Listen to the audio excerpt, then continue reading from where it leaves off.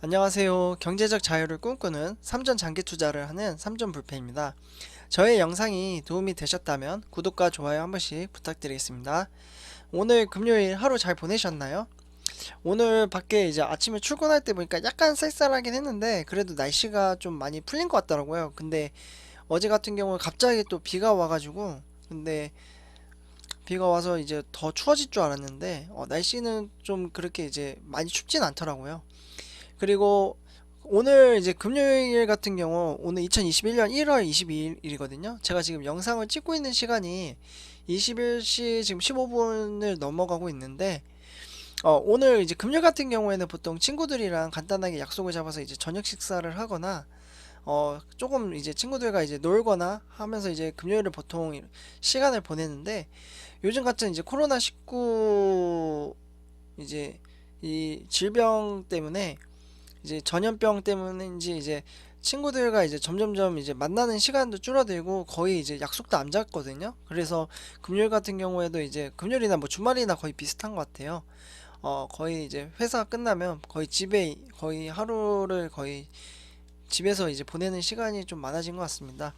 구독자 삼전불패 구독자 여러분들 가족 여러분들도 어 많이 답답하시죠? 집에만 있는 시간이 많으시니까.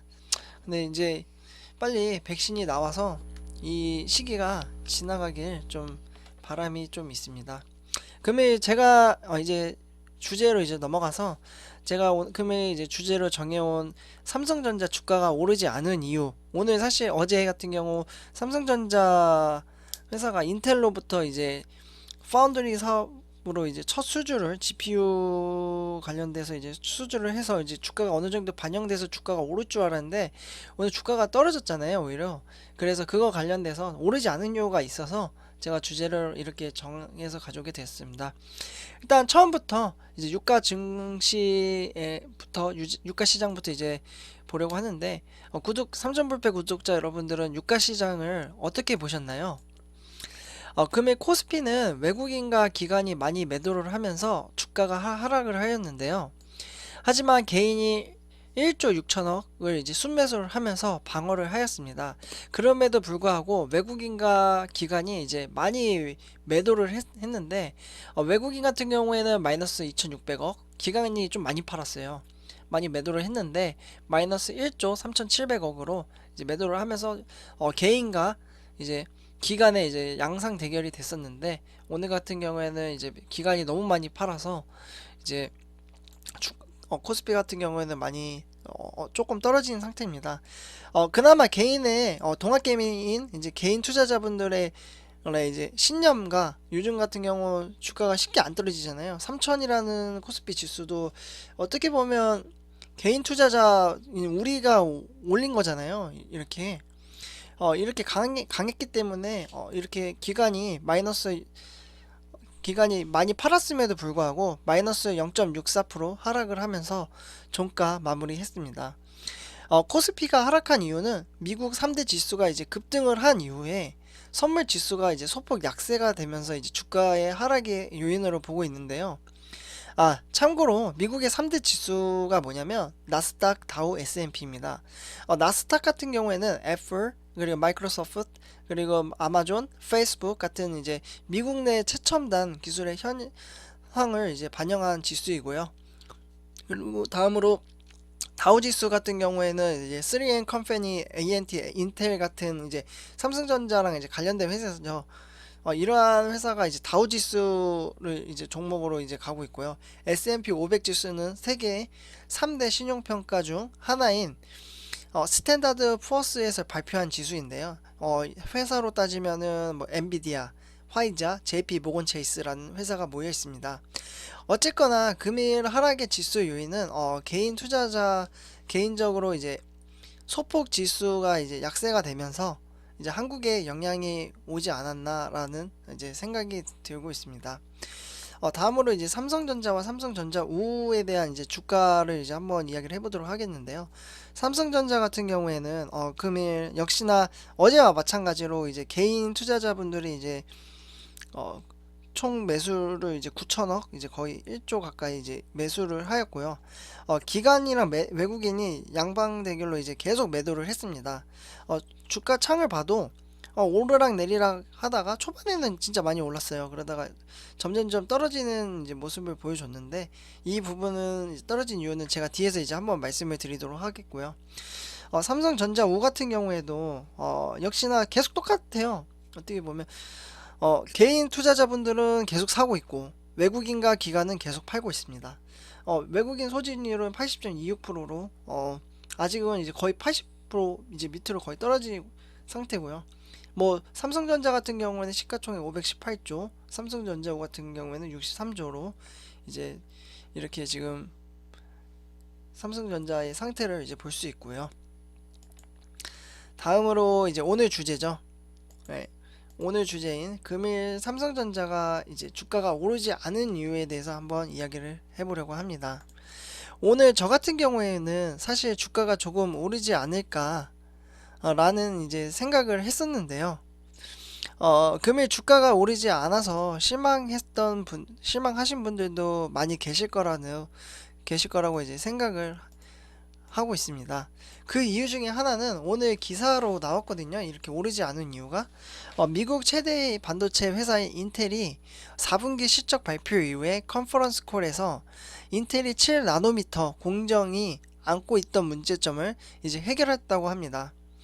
이렇게 이제 발표를 하게 됨으로써 인텔은 7나노 공정 생산의 기술적인 문제로 한국의 삼성전자 또는 대만의 TSMC 회사의 모든 물량을 위탁 생산해야 하는 상황이 올 수도 있다고 외신에서 많이 이야기를 했었는데요. 사실 저는 이 소식을 들었을 때 삼성전자가 7나노미터 공정 사업을 수주를 해서 인텔의 사업을 수주를 하면 회사가 더욱더 크게 발전할 수 있지 않을까라는 생각을 했었는데요. 인텔 회사는 결국 이제 7나노미터 공정이 안고 있던 문제점을 이제 해결함으로써 2023년부터 출시할 7나노 프로세서 제품 중 대부분 자체적으로 생산할 계획에 있다고 발표를 했습니다.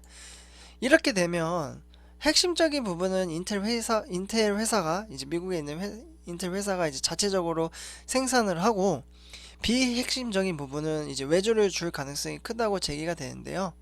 결국은 외주를 받게 되면 한국의 삼성전자 또는 대만의 TSMC가 받게 되겠죠.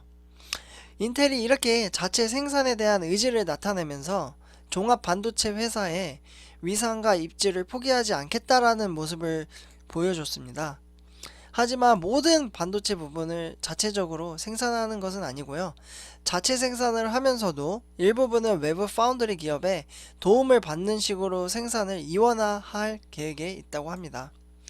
결국 이렇게 되면 인텔은 CPU 핵심 부품은 대부분 인텔 회사가 자체적으로 이제 생산을 할 것이고, CPU 옆에 붙어있는 GPU 있잖아요. 그래픽 장치이죠. 이 장치는 위탁 생산할 가능성이 크게 보이고 있거든요. 개인적으로 인텔의 핵심 장치인 CPU를 수주를 해서 납품을 하면 좋겠지만, 인텔 회사가 자체적으로 생산을 성공적으로 거둔다면 외주는 결국 GPU 사업은 모두 수주를 해서 사업을 진행했으면 하는 개인적인 바람도 있습니다. 이러한 이슈로 인해서 금일 삼성전자 주가가 힘을 쓰지 못하고 내려오긴 했는데요. 아직은 최종 결과가 나온 것도 아니기 때문에 우리는 전망이 좋은 회사, 가치가 높은 회사, 안전한 회사에 투자를 하는 것이 맞다라고 생각을 합니다. 삼성전자 회사는 1938년부터 창업이 됐죠. 이때부터 지금 현재인 2021년 1월 20일까지 수많은 악재와 호재 곁에서 대한민국 1위, 시총 1위를 지금 지키고 있잖아요. 주가 또한 지속적으로 우상향하기 때문에 개미 투자자들이 몰리고 있고, 은행보다 이자가 좋다라는 생각에 투자를 하시는 분들도 분명히 많이 있습니다. 사실 현재 제 개인적으로 대만의 TSMC 회사가 반도체 업계에서는 현재 상황으로 봤을 때 삼성전자보다는 지금은 상황이 좋다라고 생각은 들고, 외신들도 그렇게 보고 있거든요. 그 이유는 지금 투자 설비 부분에서나 전체적으로 지금 점유율로 봤을 때는 지금 아직은 지금 대만이 조금은 상황이 더 좋잖아요.